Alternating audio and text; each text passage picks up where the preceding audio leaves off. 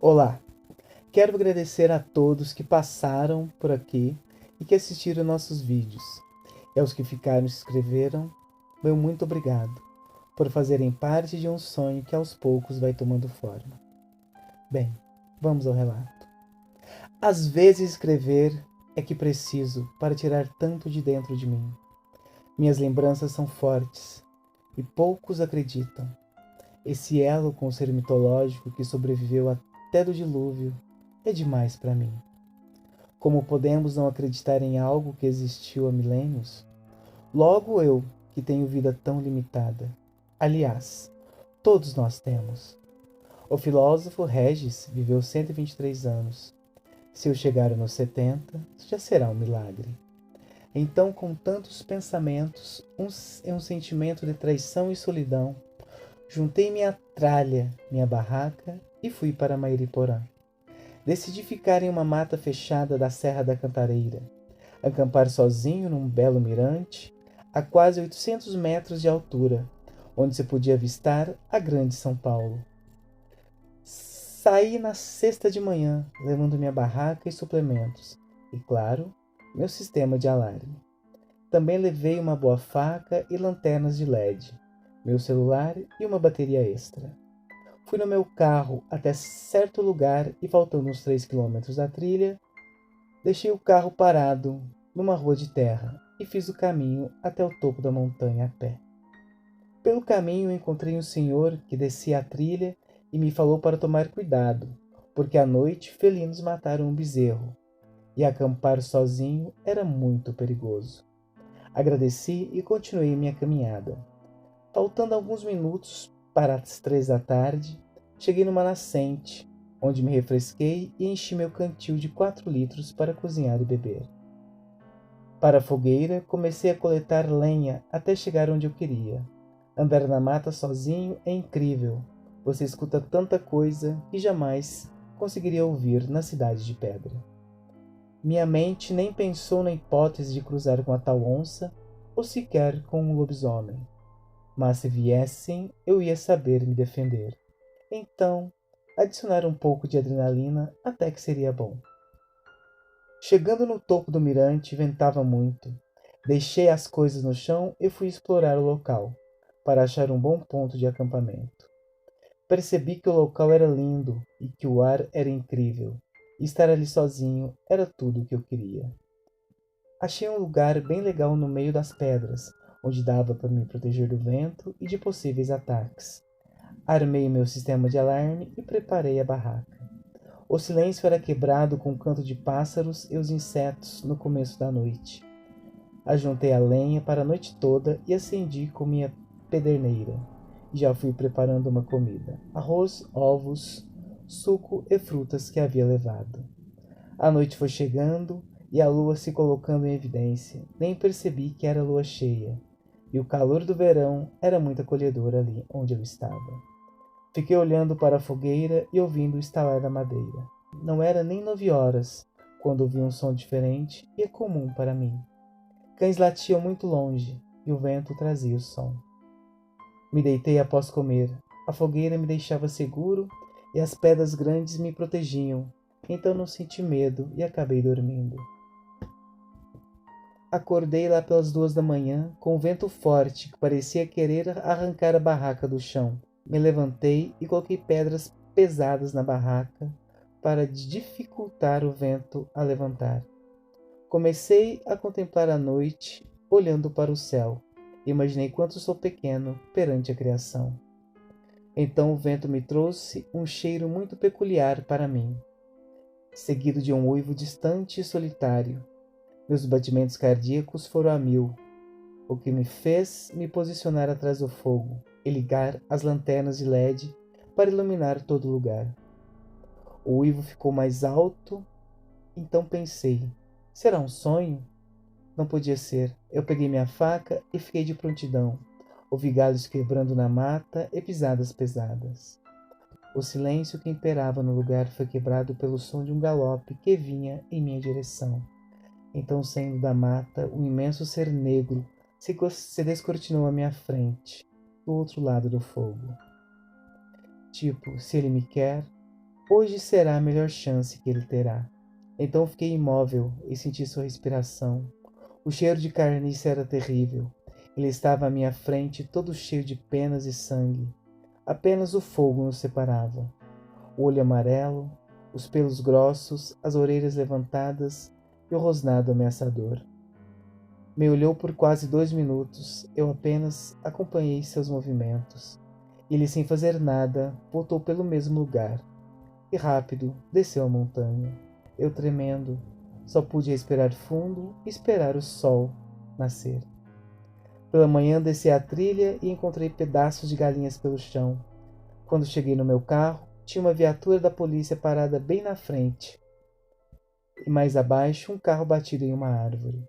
Os policiais falavam que o motorista viu algo que o assustou, então perdeu o controle. Quando me viram, vieram me perguntar se eu ouvi algo à noite. Respondi que não. Eles falaram do acidente e que o motorista ficou gravemente ferido.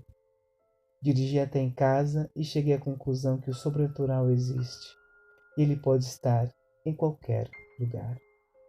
Boa noite a todos. Se curtiram, deixem um like, comentem. Sua opinião é de grande valia para nós. Se gostaram, permaneçam, fiquem no canal. Estamos aos poucos tentando trazer mais vídeos. Até a próxima.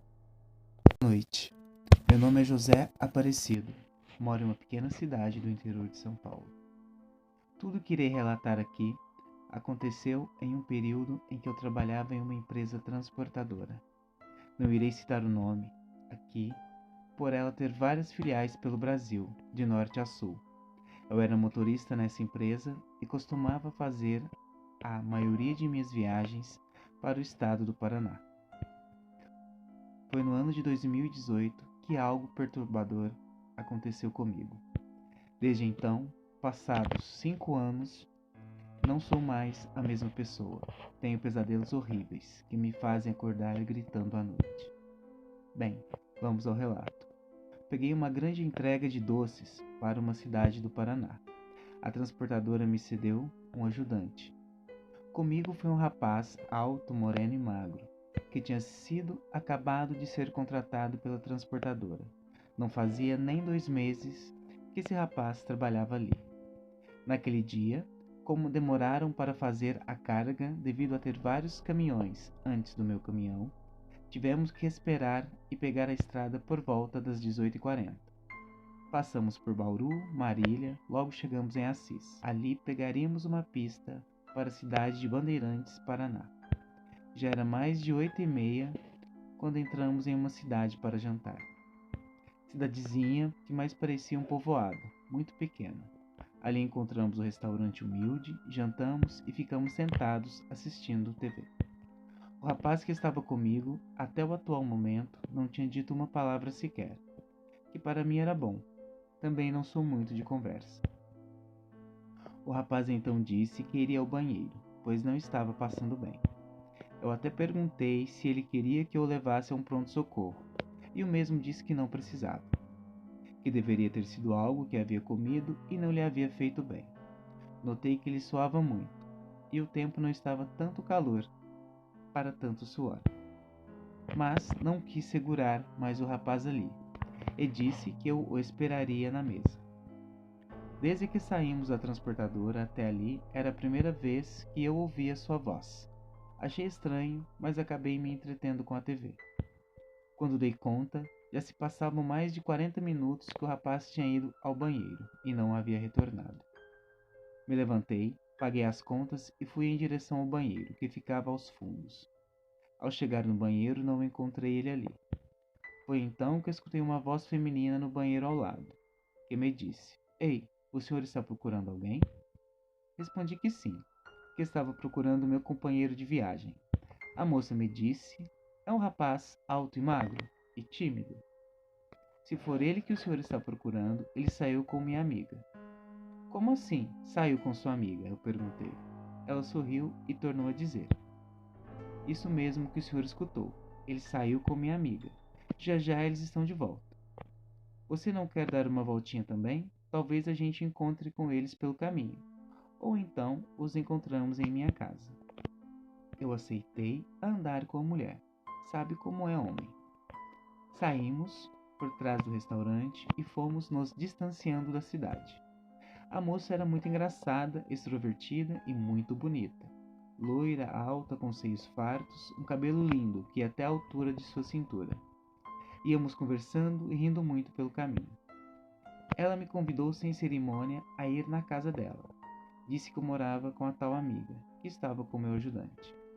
Nessa hora minha mente já começou a pensar bobagem, achando que eu tinha tirado a sorte grande. Era muito bonita aquela mulher, e fui seguindo ela e conversando até chegarmos em uma casa humilde afastada da cidadezinha. Ela abriu a porta me convidando a entrar. Assim que eu entrei, ela trancou a porta e colocou a chave dentro de sua blusa vermelha, bem entre seus seios. E sorriu. Depois saiu em direção a um quarto. Me sentei em uma poltrona que ficava de frente para a porta do quarto. Vi quando ela tirou a blusa, jogando as chaves em cima da cama, e me disse para esperar que ela iria tomar um banho. Respondi que tudo bem. Ela saiu do quarto enrolada em uma toalha e foi para o banheiro se banhar. Escutei a porta do banheiro se fechar e comecei a ouvir uns barulhos estranhos dentro do banheiro. Parecia que algo tinha caído. Me levantei devagar para tentar ouvir melhor por trás da porta, mas tinha um buraco na lateral da porta. Então resolvi espiar por ele. Foi a pior merda que fiz em toda a minha vida. Vi o que antes era uma linda mulher ajoelhada com as mãos para trás. Ela escarrava e vomitava uma gospa esverdeada. Depois se deitou de costas e começou a se contorcer. Então começou a se formar uns caroços em seu corpo. Eu juro ter visto os pés daquela mulher aumentarem de tamanho. Então ela ficou de quatro e começou a lamber o chão do banheiro. Aquilo foi demais para mim. Me apavorei. Saí dali, fui ao quarto e peguei a chave. Abrindo a porta, saí correndo daquela casa. A uns 300 metros eu escutava uns gritos, parecidos com uivos, que vinham da casa. Algo que eu não consigo distinguir e explicar com exatidão aqui. Eu saí sem rumo, doido, apavorado, e cada vez eu me enfiava mais no meio do mato.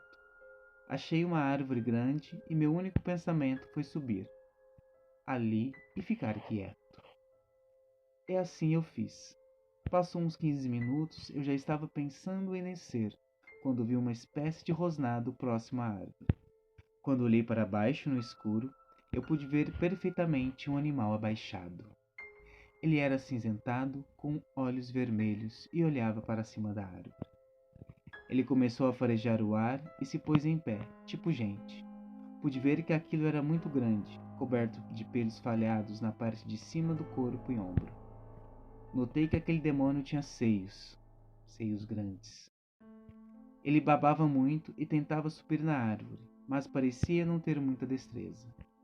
Ele não tinha muita coordenação com os pés.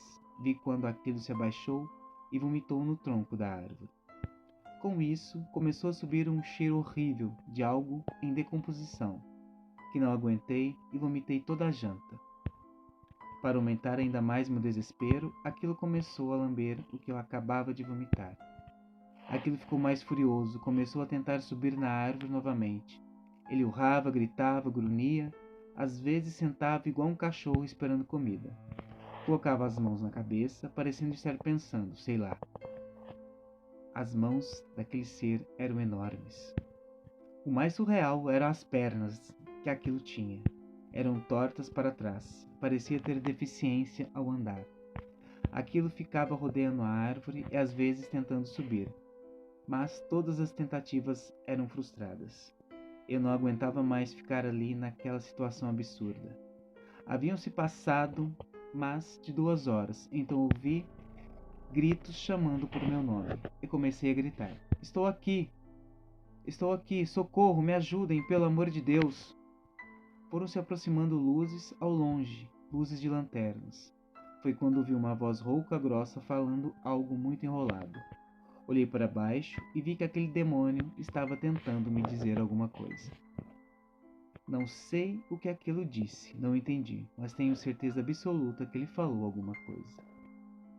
Escutei 2 tiros e aquele demônio sair correndo para o mato. igual a um boi bravo. Foi questão de descer da árvore e pisar no chão que desmaiei. Não desejo a ninguém ver uma peste dessa. Ver aquilo você nunca mais esquece e fica traumatizado pro resto de sua vida.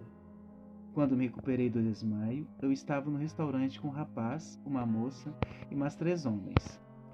Um deles falou: o senhor escapou por pouco de ser devorado por um lobisomem. Se não fosse seu ajudante e essa moça, o senhor não estaria aqui. Não teria escapado. 3 dias depois, eu fiquei sabendo que aquela moça era a irmã de meu ajudante. E a outra mulher, a maldita lobisoma ou lupina, era uma ex-namorada dele. Foi por isso que ele passou mal. Ele ficou nervoso de tentar me contar e não conseguir. O mundo é muito pequeno. O rapaz saiu de Bandeirantes de Paraná, fugindo daquela moça, e o destino o levou de volta. Depois daquela noite, não consegui mais dormir sem tomar meu remédio. Tenho pesadelos até hoje. Pedi as contas do trabalho. Não trabalhei mais em transportadora. Hoje tenho um mini mercado, que abro às 8 da manhã e fecho às 18 horas. Não consigo sair de casa depois que escurece. E aquele rapaz, nunca mais me encontrei com ele. Se gostaram, deixem um like e se inscrevam no canal. Até a próxima. Olá a todos. Aos inscritos, muito obrigado por estarem conosco neste play, que gradativamente vai crescendo. E a todos que pararam por um instante para nos ouvir, fiquem conosco. Se você tem um relato, seria uma honra narrá-lo. Envie nosso e-mail, ele vai estar fixado no primeiro comentário. Bem, vamos ao relato. Este relato foi me contado por um velho peão. Em seus olhos podia-se ver a tristeza dos velhos tempos que não há mais de voltar, onde a vida era dura, porém divertida, e a gente mantinha o contato com a natureza, me disse ele. Ele se lembrava com saudade dos tempos que atravessava as pradarias em comitivas, levando as boiadas, e dormia ao relento, deitado em seus baixeiros em volta de fogueiras, tendo o firmamento como telhado. Hoje as estradas de terra foram trocadas por rodovias, e os cavalos que usávamos para guiar as boiadas foram trocados por motores a diesel. Em meio à nossa conversa, em tom de ironia, brinquei com o velho. Peão que era bom, tudo isso, mas tinha assombração também. E o velho riu, me dando de ombros, e respondeu que tinha mesmo, que o mato era foda e às vezes topavam com coisas inexplicáveis. Por um instante, ele fez um silêncio tentando recordar de algo para me contar. Seus olhos olhavam para o nada. Ele procurava na memória alguma história. Então resolvi perguntar sobre o lobisomem. Quando você andava em comitiva, topou com algum? Questionei. E o velho olhou para mim e disse: Esse bicho, se é que é bicho mesmo, é um que eu não gosto nem de falar. Mas mesmo assim, ele contou sua experiência um tanto curiosa. Segundo o velho peão, era o fim da primeira metade do século XX e o começo da segunda metade. Nos anos 50, para ser mais preciso. O velho peão, que naquela época era um jovem, participou de muitas comitivas que passavam ali pelo sul de Minas Gerais, em direção ao Ouro Fino. Quando apeávamos em pouso nas terras mineiras, era festa garantida. Os mineiros eram sempre acolhedores, as mulheres eram sempre lindas e a comida mineira era sempre boa, e todos gostavam de passar por ali e apear a tralha, fazer a cantoria com moda de viola e com sorte namorar um pouco. Mas uma certa vez, disse-me ele, tomamos um rumo diferente. A comitiva passou por um lugar pouco habitado. Pouca gente se via. Era algum lugar na zona rural, afastado da cidade. Seguimos para um sítio onde teríamos pouso garantido. O velho não soube explicar onde exatamente era o rumo e o destino daquela vez. Só sabia que era Ouro Fino, mas eles não estavam indo para levar, e sim iriam buscar uma compra de gado, e chegaram no tal sítio para pouso. Mas não era ali o tal destino final, era só pouso mesmo. E um casal morava na casa, e naquele tempo era comum manter uma ala da casa para alugar para a peonada. Chamavam de Casa Germinada. Uma parede dividia a casa em duas, sob o mesmo telhado, e uma ala não tinha passagem para outra. Mas era possível ouvir tudo o que as pessoas falavam de um lado a outro das alas da casa, pois não havia laje, disse-me ele. O casal ficou surpreso com os peões, pois não esperavam a visita, e com certa resistência atenderam a nossa comitiva. Entenderam que os peões aproveitariam a luz da lua cheia para andar à noite, e por isso estavam ali, mas estavam cansados naquele dia para prosseguir viagem. Fui logo perguntando para o casal se eles alugavam a casa para pouso. Só aquela noite, e de madrugadinha já partiríamos. Deixaríamos o aluguel pago. O casal vacilou na resposta. O marido olhou para a esposa e vice-versa, porém acabaram consentindo, contrariados com o pouso da comitiva. Os peões apearam. Já era fim de tarde e todos estavam cansados. Dissemos que iríamos dormir cedo e não faríamos barulho para não atrapalhar a família da casa. E assim foi. Deu 8 horas da noite, fomos todos dormir e os donos da casa também. Porém, antes do casal se retirar, a mulher nos avisou que se por acaso ouvisse algo estranho, não era para termos medo, pois fosse como fosse, tudo estava sob controle. Assim fomos todos dormir, e cansados, todos rapidamente pegaram no sono, menos eu, disse o velho peão. Na época, eu era o mais jovem de todos, talvez por isso era mais resistente. Estava custando a pegar no sono. Tinha peão roncando, e quando se dorme com gente que ronca, é melhor dormir logo, senão depois pena e fica sem dormir. Certa hora da noite, já sendo hora avançada, a claridade da lua se fazia perceber pelos vãos da janela. Havia silêncio total na outra ala da casa, germinada, que foi repentinamente interrompido por um arrastar de correntes. E isso me gelou até a alma. Eu era muito jovem e morria de medo de assombração. Me recordei de tudo que a mulher tinha falado. Com o barulho, os outros peões também acordaram. Ficaram todos quietos, só ouvindo. Ninguém se atreveu a falar nada, ou sequer se mexer do lugar. Começamos a ouvir gemidos de dor e em seguida rosnados. Parecia um cão bravo, feroz, e se percebia que era um cão que estava acorrentado. E aos poucos a coisa foi ficando fora de controle. E logo se ouviu a mulher gritar: "Quieto! Ara!" Em seguida se ouviu a mulher tentando conter a fera na paulada. Dessa forma, a peonada pulou da cama. E se perguntavam o que poderia estar acontecendo. E me mandaram escalar a parede da casa e ver por cima o que estava acontecendo na outra ala. Assim, rapidamente, com a força da juventude, subi na parede e vi a mulher espancando na paulada um animal que se parecia com um cão, que acorrentado apanhava em 2 pés. Era o cão do inferno em pessoa ali acorrentado por fortes correntes. Todos entenderam se tratar de um lobisomem e que possivelmente era o marido daquela mulher. Não pensamos 2 vezes, arrumamos as tralhas e num minuto já estávamos todos montados nos cavalos. E mesmo na escuridão simplesmente fugimos. Só com a luz da lua para poder enxergar, resolvemos nos retirar daquele sítio para nunca mais voltar. Já havíamos deixado pago o pouso antes de irmos dormir. Preferimos não nos despedir dos donos da casa, pois briga de casal é melhor ninguém se meter, disse-me rindo, mas sem querer rir de verdade. O velho peão então completou: Deus o livre e guarde, maldita a hora que fui subir naquela parede. Tive a visão do inferno que nunca mais saiu da minha cabeça. Não se esqueçam de comentar, se gostaram deixe o like e fiquem em nosso playground. Até a próxima. Boa noite a todos. Este caso de lobisomem ocorreu na zona oeste do Rio de Janeiro, no ano de 1996. Quem me contou a história foi meu professor de educação artística. Ele me disse que numa manhã de quarta-feira ele acordou com uma discussão na obra em frente à sua casa, na rua Serra Alta do bairro Santíssimo. Os operários reclamavam de alguém que entrou no canteiro de obra, quebrou a tábua que fechava o lugar e revirou toda a areia. A princípio parecia um cachorro brincando com terra, pensaram eles, mas a bagunça era enorme. Estava mais para algum engraçadinho, sem o que fazer, diziam. Sendo assim, meu professor disse aos responsáveis pela obra e ficaria de olho para ver se alguém iria entrar novamente naquele terreno de noite. Logo que anoiteceu, ele ficou atento a qualquer barulho em frente à sua casa. Ligou a TV para assistir ao jogo, mas não ouviu nada de estranho até a hora que foi se deitar.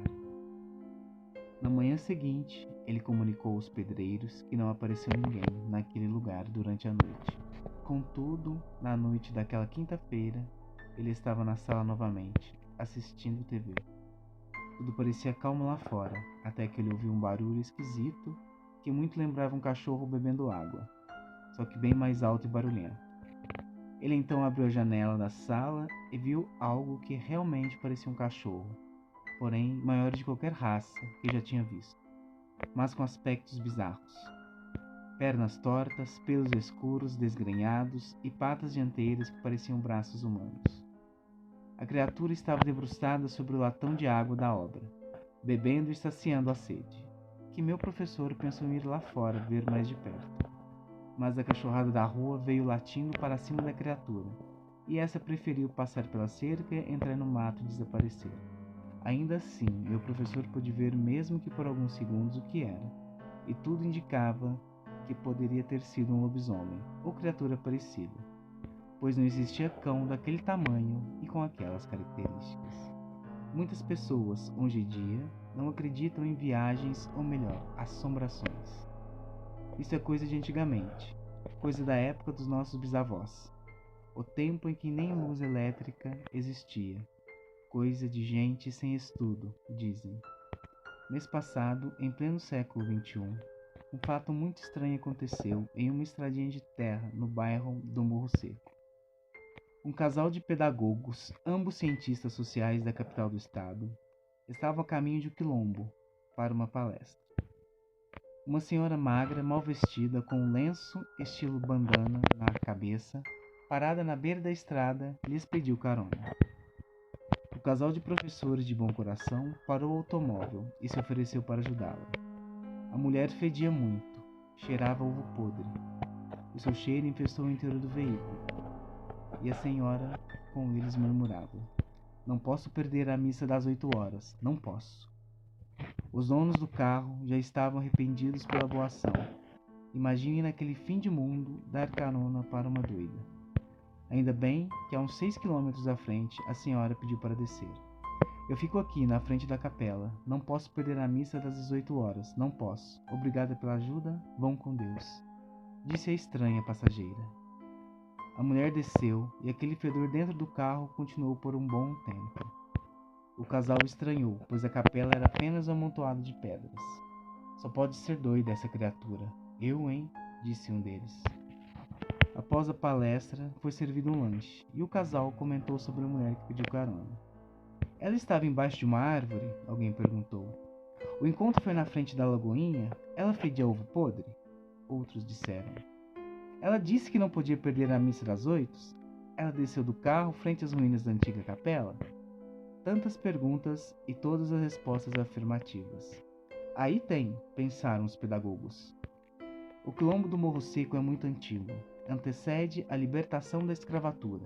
É um lugar isolado da civilização. Casas esparsas em meio à luxuriante vegetação. Existe uma lenda urbana que começou no ano de 1906. E foi quando a mocinha Toninha fugiu de casa com Antunes e andaram até Pedro de Toledo. De lá, de trem, partiram para a cidade de Santos e desapareceram de nossa história. Toninha saiu de casa com a roupa do corpo. Falou assim para a mãe: "Nhá Fininha, que estaria na capela assistindo à missa das 18 horas e que logo regressaria à casa, porém jamais voltou." Nhá Fininha morreu acreditando que a filha fora raptada por algum fazendeiro, um daqueles incomodados com a princesa Isabel. Ela tinha certeza de que uma hora para outra a filha escaparia do cativeiro e se esconderia na capelinha. Desde menina, Toninha jamais perdera uma missa, principalmente as das 18 horas. O sacristão Antunes era testemunha disso.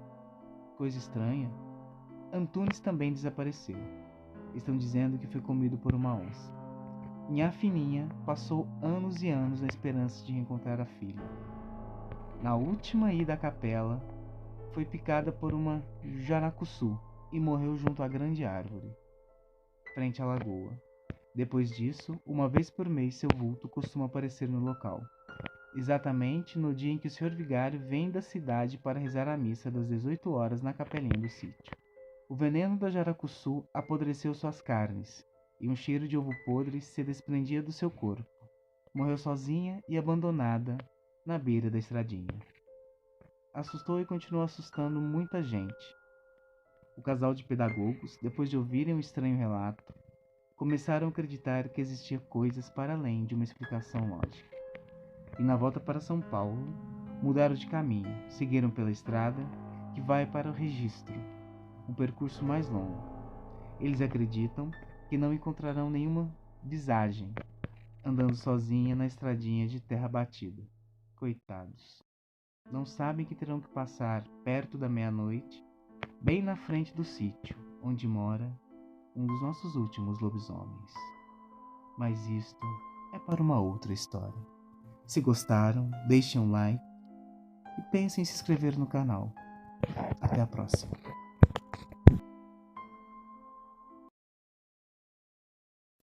Ah, Quaresma, hoje em dia não é tão respeitada nem temida como antigamente.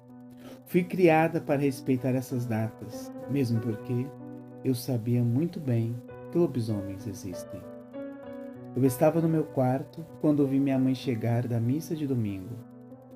Pelo tagarelar na cozinha, parecia que minha tia e minhas primas haviam chegado também. Desci correndo para abraçá-las. Desde criança eu adorava essa época, quando a tia vinha passar o final de semana conosco e trazia as meninas. Ela tinha feito uma promessa na nossa igrejinha, por isso vinha nesse período. Mais tarde, elas voltavam em julho para passar as férias. Tínhamos a mesma idade, Lorena e eu. Luísa era um ano mais nova que nós. Percebi que as meninas estavam diferentes, debochadas, quase que desrespeitosas. E eu que estava ansiosa para lhes contar sobre Otávio. Resolvi ficar de boca fechada. Levei-as para o quarto de hóspedes e ficamos ali conversando até a hora do almoço. Elas falavam sobre seus gigantes, o quanto gostavam de frequentar festinhas e barzinhos, dos rapazes que haviam beijado, enfim. E eu fazia um esforço gigantesco para não revirar os olhos e rir de tudo aquilo. Minha mãe nos chamou para almoçar e descemos animadas, sem interromper a conversa.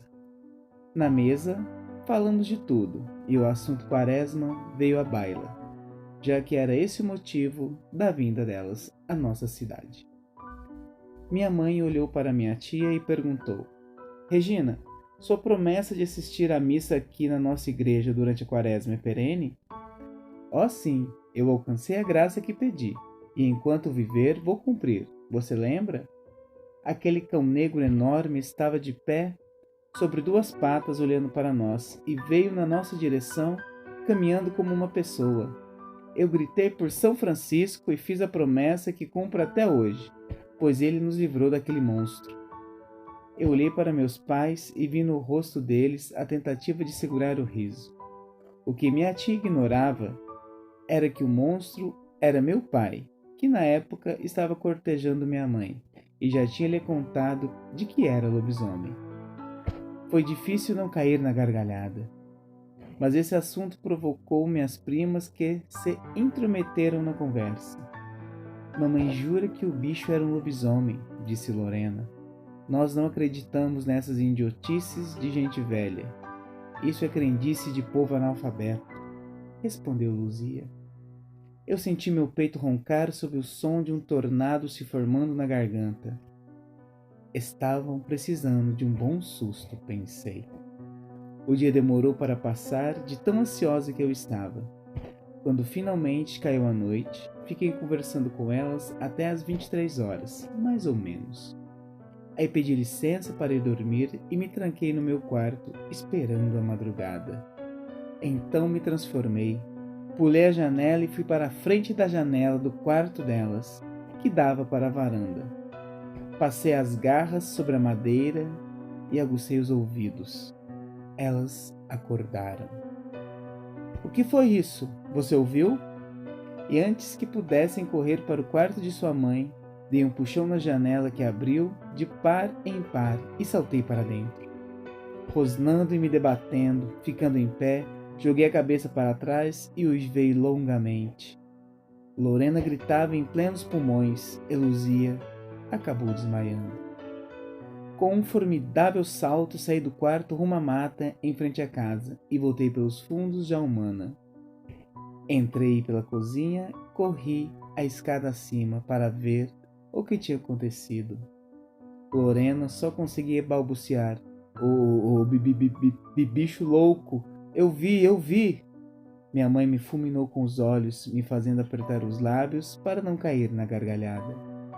Reanimara Luzia, que olhava para tudo que é lado, tentando se localizar.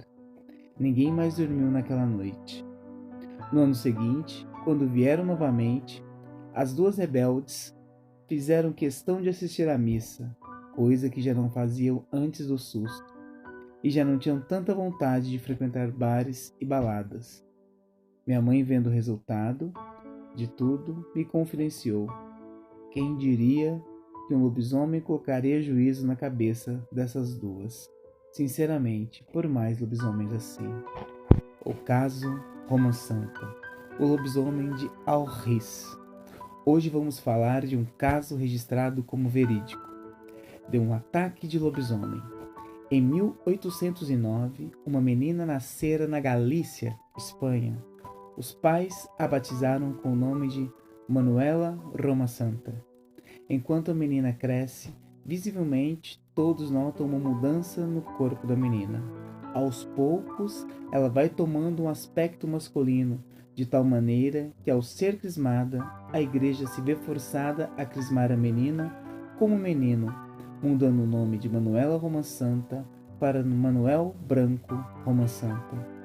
A história não nos fornece explicações sobre os motivos precisos desse acontecimento, mas acredita-se que Manuela Roma Santa era hermafrodita.